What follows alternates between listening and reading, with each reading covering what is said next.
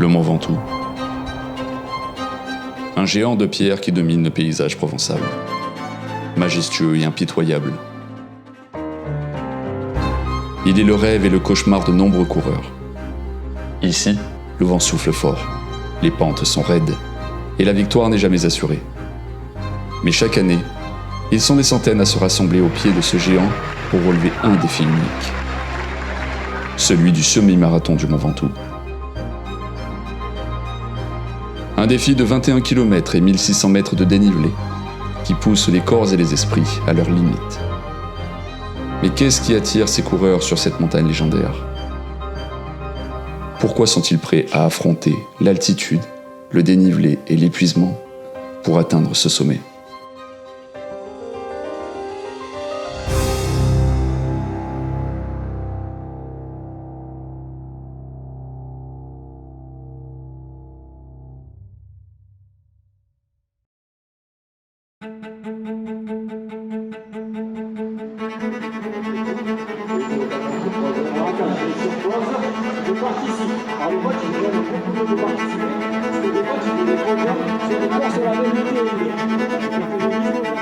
Retirer leur dossard est un moment chargé d'émotions.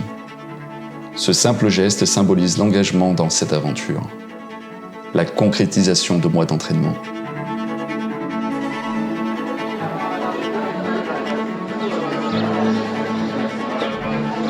Chacun à leur manière, ils intègrent ce défi dans leur vie, faisant des sacrifices pour être prêts.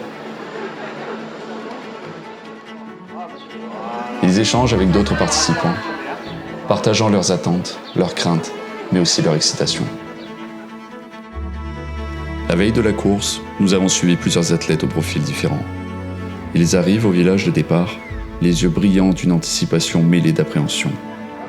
Je m'appelle Charlotte, j'ai 22 ans, je suis originaire de Bretagne, j'habite à Lisbonne. Moi, c'est avant tout pour le plaisir. C'est une course qui m'intéressait beaucoup. Déjà parce que j'avais eu l'occasion déjà de venir avant au Mont Ventoux parce que mes frères et mon père l'avaient monté à vélo. Et j'ai vu l'année dernière la course d'Anaïs qui en avait pas mal parlé. Et donc ici, je viens pour voir un petit peu, pour prendre du plaisir, pour le paysage, pour l'expérience, voilà.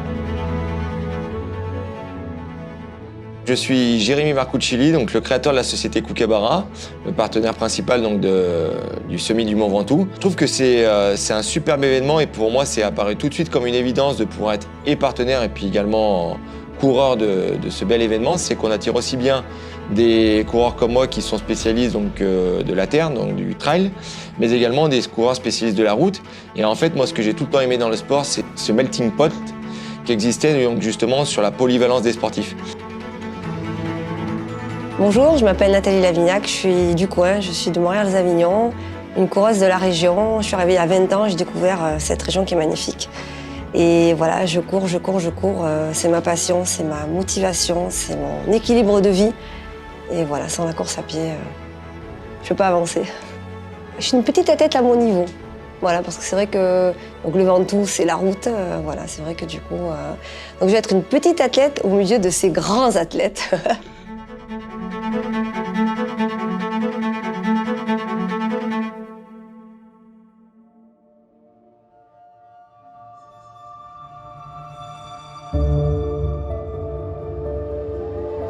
Parmi les coureurs, l'élite. Ils sont les plus rapides, les plus forts, ceux qui connaissent la souffrance et la transcendance. Pour eux, le Mont Ventoux est bien plus qu'une simple course. C'est un terrain de jeu où chaque foulée est une déclaration de puissance, de persévérance et d'excellence. Je m'appelle Floriane Hoth, j'ai 33 ans, j'habite à Aix-en-Provence, mais je suis toulousaine.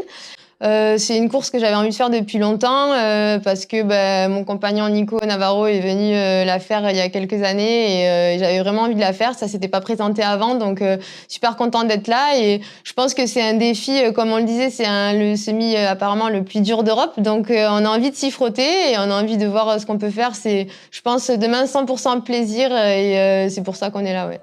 Alors Julien Navarro, 35 ans, membre de Aix-Athlée-Provence. J'ai fait 2h15, 43 sur marathon Et j'ai déjà gagné 2 fois le Mont Ventoux et une fois l'ascension de la Bonnette. Le Mont Ventoux, c'est vraiment un sommet que j'adore depuis que je suis adolescent en fait, parce qu'on regardait le Tour de France en famille avec mon frère et mon père et c'est là que j'ai découvert le Ventoux en fait à la télé avec les coureurs qui arrivaient au sommet, qui réalisaient des exploits et du coup j'ai eu envie de venir ici. C'est ça à la base qui m'a donné envie de venir. C'est un sommet qui est mythique dans ma tête. C'est vrai que le Ventoux, c'est une de mes plus belles émotions en course à pied dans le sport.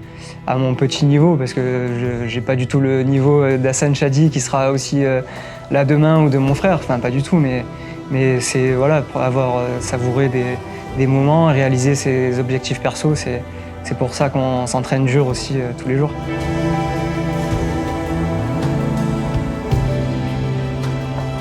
Je suis Hassan Chadi, je suis marathonien en équipe de France. J'ai un record sur marathon en 2h07:30 que j'ai fait dernièrement au marathon de Londres. Et donc aujourd'hui, je suis là pour courir le semi-marathon du Ventoux et j'ai hâte. Sur cet événement, je viens chercher le fait de relever un gros défi parce que voilà, le Mont Ventoux, c'est pas rien, c'est un gros challenge. Et donc voilà, pour moi, ça représente un gros challenge parce que voilà, c'est un semi en montée, c'est dur et c'est ce que je viens chercher, c'est ce côté défi. Je m'appelle Anaïs Kemener, j'ai 33 ans, je suis originaire de la région parisienne et je suis marathonienne. On l'a entendu plusieurs fois, c'est le semi-marathon le plus difficile d'Europe. Et je pense que c'est aussi pour ça que je reviens. C'est que j'aime bien la difficulté, j'aime bien me mettre des challenges. Elle est très particulière cette course, donc ouais, je pense que quand on vient ici, c'est vraiment qu'on cherche du défi et qu'on a besoin de se challenger, de savoir où on se situe par rapport aux autres personnes. C'est un beau challenge en fait, je pense que chacun va essayer de voir ce qu'il est capable de faire sur un semi avec plus de 1600 mètres de dénivelé. Je trouve que c'est un très beau semi-marathon et après oui, c'est aussi la dernière course de saison parce que je vais couper un petit peu après. Il y a eu une grande année, j'ai fait une grosse saison sur côté sport et c'est vrai que là ça va être la coupure après le Ventoux. J'avoue que de finir par cette dernière course, c'est aussi très plaisant.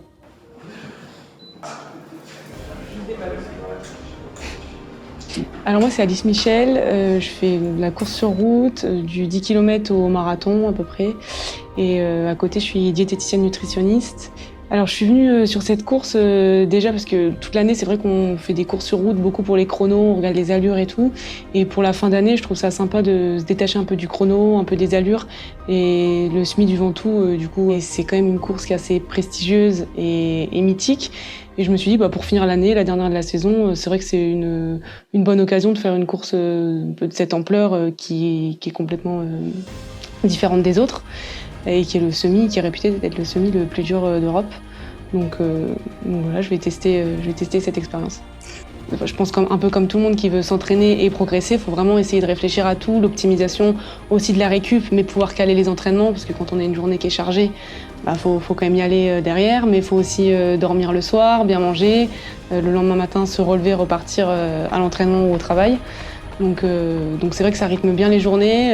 Après, je le fais aussi parce que j'aime ça et je suis hyper contente d'être là demain au départ du semi du Ventoux et je pense que c'est ça vraiment la récompense d'être aujourd'hui sur l'affiche avec des filles qui ont quand même un palmarès assez élevé et de se dire qu'on peut être parmi un plateau aussi grand en s'entraînant et en travaillant parce que c'est vraiment des entraînements qui payent, quoi. Mais même les meilleurs ne peuvent ignorer la dure réalité du Mont Ventoux. Ce sommet est une légende pour une raison. Ici, le moindre faux pas peut coûter cher. Dans cette course, la victoire ne se mesure pas seulement au chrono, mais à la capacité de surmonter les éléments, et parfois de se surpasser soi-même. Mais le Mont Ventoux attire aussi ceux qui cherchent à redéfinir leurs limites, à se lancer dans un nouveau défi. Certains sont des vétérans du marathon, des habitués de la compétition. Mais pour eux, cette course représente quelque chose de différent.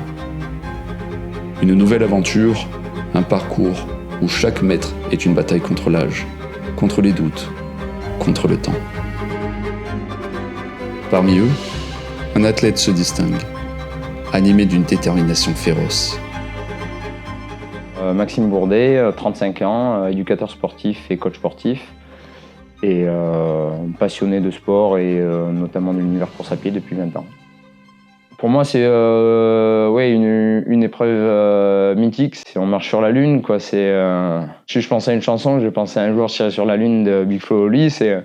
C'est des corps lunaires et c'est la classe. Et le fait de le faire par la route, c'est sûr que moi, étant un sportif qui fait aussi beaucoup de vélo, justement utiliser la voie royale, comme on dit, pour aller au sommet, c'est quelque chose de très fort. Le but, je pense, ça va être d'arriver au bout en ayant le sourire, en sentant quand même qu'on a tout donné. Donc l'important, ça va vraiment être d'arriver à gérer son effort pour être content et avoir le smile là-haut et de se dire tiens, on a tout donné et je suis fier de moi. Donc c'est comme ça que je vois le défi, quoi. Je suis en haut de ma montagne et fier de moi, fier d'être là. Pour ces athlètes, chaque pas, chaque souffle est une bataille silencieuse contre leurs propres limites.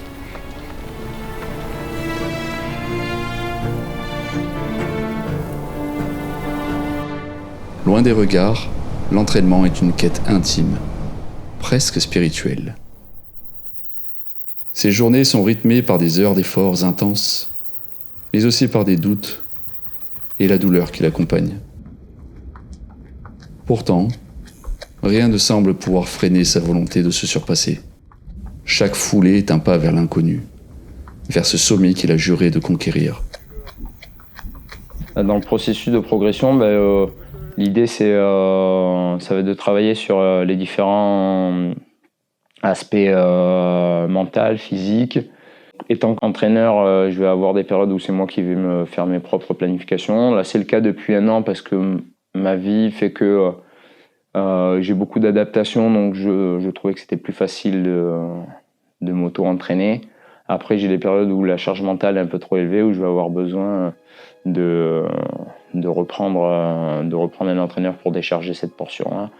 Et du coup, je vais varier, voilà, selon le timing un petit peu et la vie de famille qui maintenant est très chargée. Alors moi, sur la préparation, du coup, donc j'ai fait les championnats de France de trail le 7 avril. Et donc dès la fin des championnats de France, je l'avais déjà annoncé que je voulais faire le semi du Ventoux, donc j'ai coupé 2 semaines. Et après j'ai repris le mois de mai. J'ai fait une prépa sur à peu près 12 semaines. J'ai vraiment voulu travailler cet aspect-là parce qu'on sait que souvent sur le semi, encore peut-être plus avant quand on était fin juillet, mais souvent sur le semi du Ventoux, ce qui pêche sur la fin, c'est la souffrance et la chaleur. Et du coup, il y a eu cette séance tapis qui vraiment m'a mis en confiance parce que j'étais sur des allures plus rapides que la course et je l'ai tenue sur des conditions difficiles. Et après, j'ai également fait une montée du Ventoux en entier en faisant 1 km vite, 1 km allure course, 1 km cool. Et en fait, j'étais en un peu plus d'1h40 sur la montée en faisant du cool, sachant que c'était 1h42, je crois que j'avais mis à l'entraînement en alternant et en étant seul, en gérant, en étant vraiment seul avec mes 3 flasques, je crois. Donc, quand j'ai fait cette séance-là, à peine plus d'1h40 pour faire la montée entière, je me suis dit, là, il y a quelque chose. Et c'est là que je me suis dit, oui, le record. Le record, j'espère qu'il va tomber.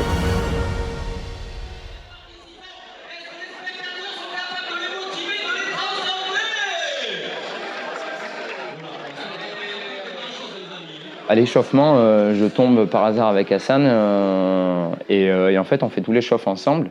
Il me pose une question, il me dit tu connais? Je dis, je connais un petit peu la montagne. Et donc je discute avec lui. Je dis, tu sais, moi, mes premiers France de cross, c'était à Rouler-Saint-Estève en 2004. Et il me dit, moi aussi, on a fait nos premiers France ensemble. En fait, chaque année, on se suivait. Une année, j'avais essayé de le suivre un peu plus à Chaland et j'avais explosé. Et du coup, lui, chaque année, il finissait sur le podium. Moi, j'étais plus autour des 50e. Et donc, je lui parle un petit peu de la course, on discute. Et c'est là que je lui dis que déjà, c'était aussi un athlète qui me fait rêver. Je lui parle des 1h30, je lui dis que ça serait énorme qu'il casse la barrière. Alors, le fait qu'il y ait eu Hassan, c'était génial. Et en même temps, ça a changé un peu mon objectif parce que, comme j'ai dit, moi, quand je prends le départ d'une course, dans tous les cas, c'est pour gagner. Même s'il y avait Hassan, je m'étais dit, on ne sait jamais. Il y a 2 ans, il y avait Nicolas Navarro et au final, moi, je m'étais entraîné pour battre le record de Julien. C'était vraiment mon objectif. Niveau timing, ça paraissait assez fou quand je le disais aux gens parce que c'est vrai que j'avais pas du tout les références de toutes les personnes qui étaient au départ. Mais je m'étais préparé et je savais que j'étais capable de battre le record. Au départ des courses, maintenant, j'ai une petite habitude de me faire 3-4 minutes de cohérence cardiaque. En fait, la cohérence cardiaque, c'est juste une respiration où moi, je vais travailler en inspiration par le nez en 5 temps. Je bloque 2 secondes, poumon plein. Je relâche en 5 temps. Je bloque 2 secondes, poumon vide. Et vraiment, je vais me recentrer sur les sensations physiques à ce moment-là. Avant le départ, ça me permet un peu aussi d'enlever un petit peu de pression et de me reconnecter un petit peu à mon corps. Mais en fait, moi, je suis quelqu'un de très, très émotif. Et avant, j'utilisais un peu l'euphorie, par exemple, dès le début. Là, maintenant, j'essaie de le retarder pour l'utiliser à des moments un peu clés, un peu plus tard sur la course. La tension devient palpable. La concentration est à son comble. Les athlètes sont tous prêts.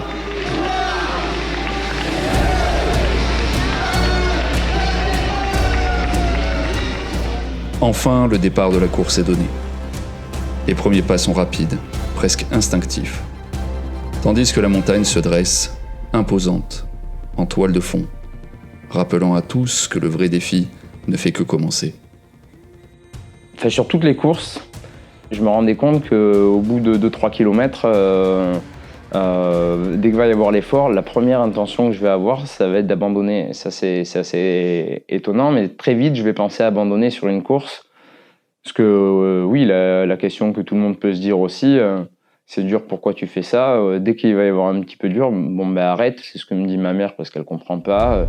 C'est ce que me dit ma fille, des fois elle me dit mais pourquoi tu continues si c'est dur?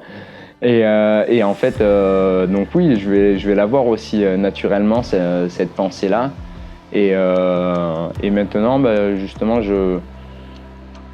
j'accepte le truc, je sais que ça va arriver, c'est ces moments un petit peu plus durs, mais avec l'expérience et avec tous les efforts que j'ai répétés, que ce soit en course à pied, j'ai eu des périodes où à vélo c'était un petit peu pareil, quand j'ai fait plus de vélo, où je sais qu'il va y avoir des moments un peu plus durs, bah, je l'accepte, ça fait partie un petit peu du jeu et le fait de l'accepter, de savoir que ça va passer, ça me permet de passer au-dessus et de passer, de se sentir un peu vivant et confiant après, garder confiance, malgré les moments durs. Quels que soient les résultats, je vois pas ma vie sans course à pied, sans sport. Donc même s'il y a des échecs, parfois sur certaines courses, c'est pas grave. Après, c'est que du sport aussi, donc le lendemain on oublie, on essaie de comprendre pourquoi on n'a pas réussi l'objectif, et puis après on repart à l'entraînement, et puis voilà, quoi, c'est un équilibre de vie.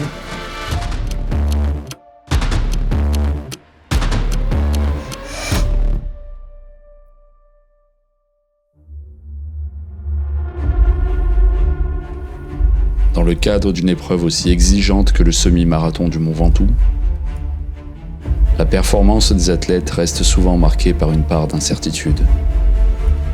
Certains connaissent l'échec, apprennent à rebondir et reviennent plus forts. Mais d'autres transcendent ces obstacles pour atteindre des sommets inattendus. C'est le cas d'Hassan Chadi, dont la performance exceptionnelle a bouleversé les attentes. En repoussant les limites et en signant un temps record sur la barre mythique d'1h30, il inscrit son nom dans l'histoire de cette course, redéfinissant ce que signifie véritablement l'excellence sur cette montée redoutée.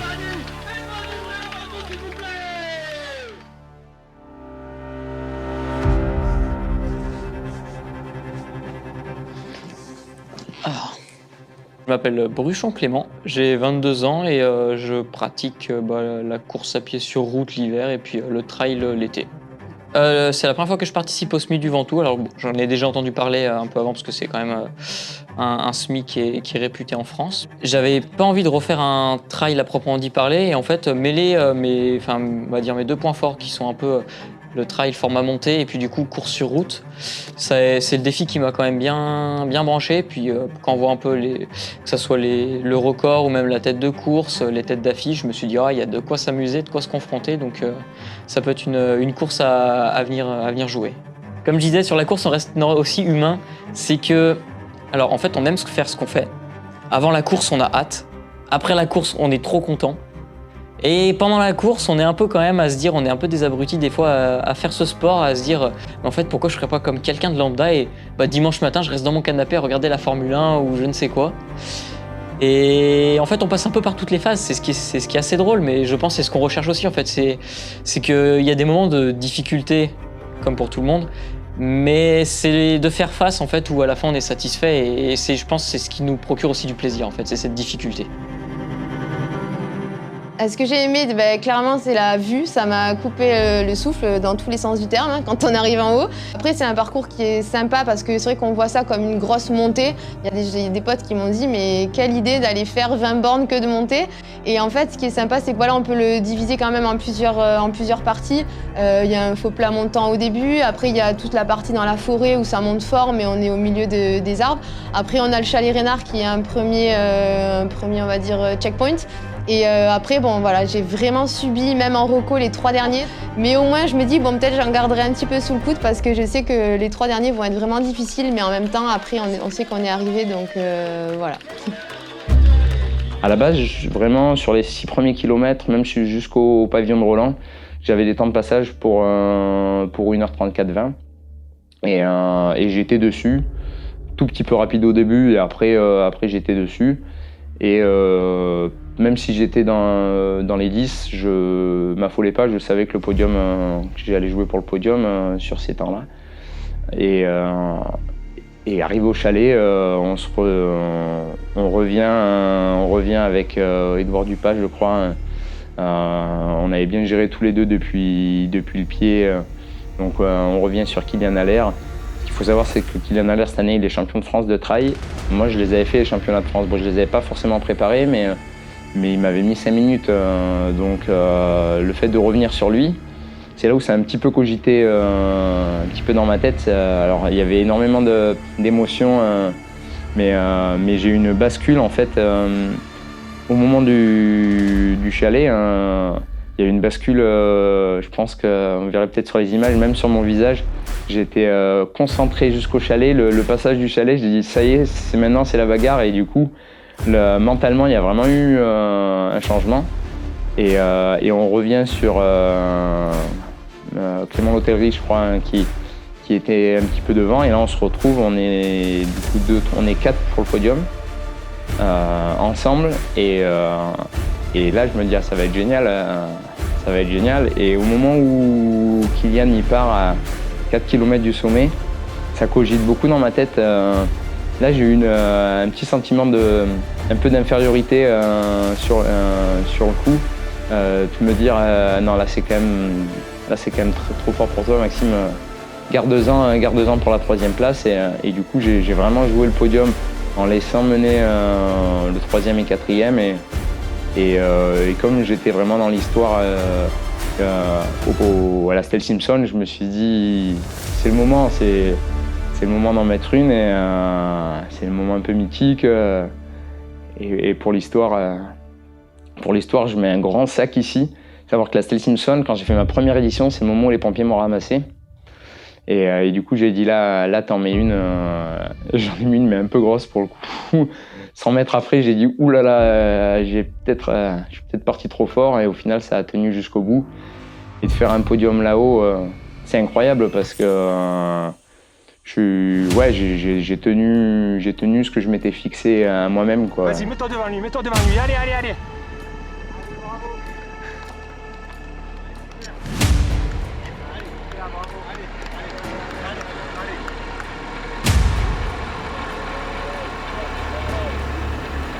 C'est énorme, Max, ce que tu fais. C'est énorme. C'est énorme, t'es énorme.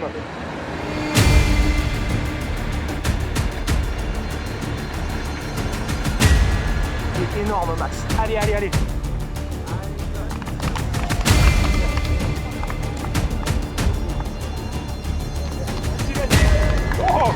Vas-y, vas-y, vas-y, vas-y, vas-y, vas-y, vas-y, vas-y. Vas-y, vas-y, vas-y, vas-y, vas-y.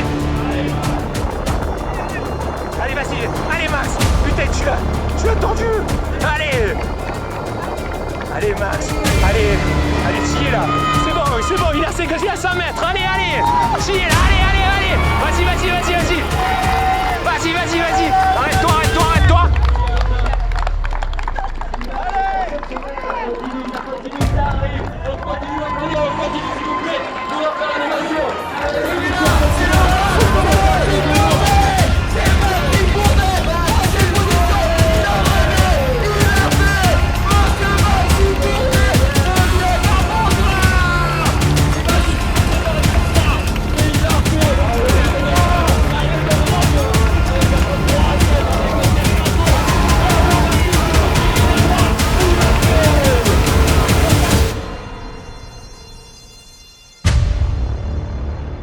Vraiment, le premier sentiment que j'ai eu, c'était d'avoir réussi à faire le podium et d'avoir fait une course quand même relativement pleine. Et en termes de gestion, j'ai fait ce que je voulais.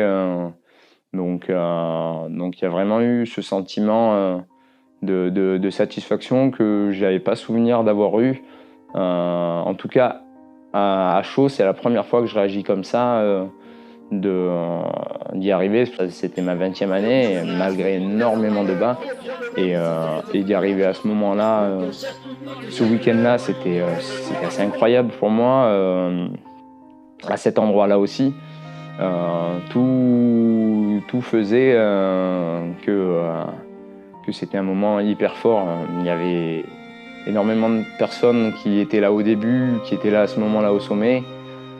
Même si il manquait ma compagne, mais du coup c'était un moment super fort partagé avec les copains, avec Bertrand, avec Cédric qui lui était là ma première année de licence.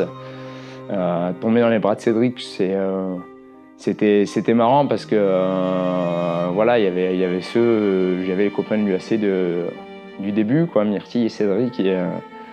Ils étaient là il y a 20 ans déjà et eux ont compris quand j'ai dit ça fait 20 ans que j'attends celle-là parce qu'ils savent très bien qu'à chaque fin de course, je râle tout le temps. Moi. Je suis jamais content de ma course et là c'est la première fois où sur l'arrivée de la course, je suis content. Après derrière, en analysant le côté coach, je vois que sur le dernier tronçon, je fais moins vite qu'à l'entraînement.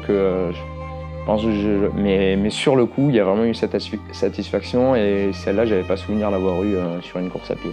Et c'est ça qui m'a fait du bien, c'est que ce week-end-là, je sentais que l'équilibre se mettait en place. Au pied, à Sannes, tout le monde voulait faire des photos. J'avais dit non, moi j'aurais ma photo sur le podium avec lui. Pas besoin de demander une photo.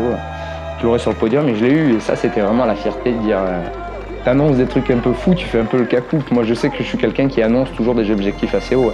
Cette année, j'avais annoncé un top 5 au Ventoux, je fais 6.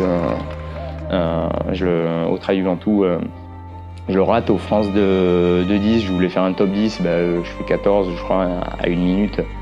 Mais là, cette année, c'était un objectif qui pouvait paraître fou quand je disais que je visais un minimal podium, si ce n'est la gagne.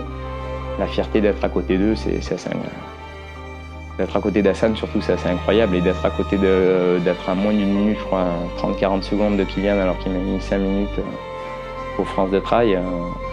Donc je suis assez fier de moi.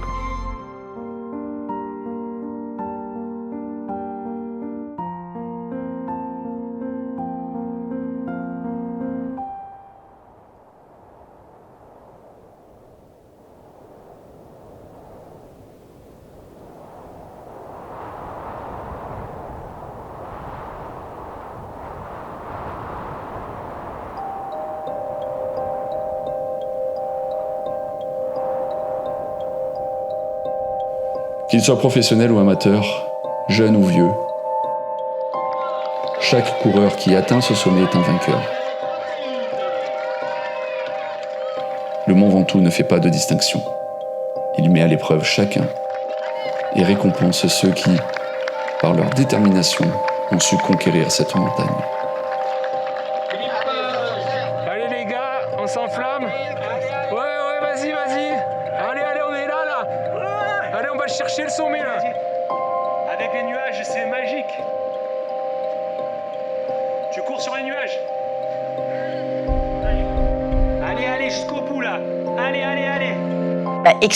Je vais dire 2 mots, extrêmement difficile parce que je sais pas trop comment le décrire. C'est vrai que c'est le semi-marathon le plus difficile d'Europe, donc voilà, c'est très coriace.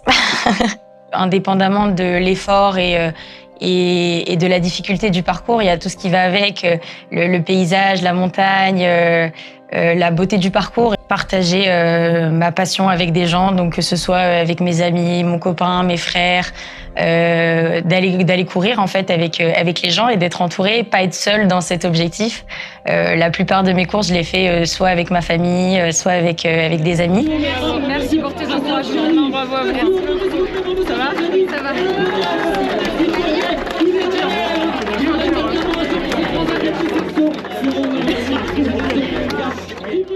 Ventoux, c'est émouvant, c'est plein d'émotions pour un coureur.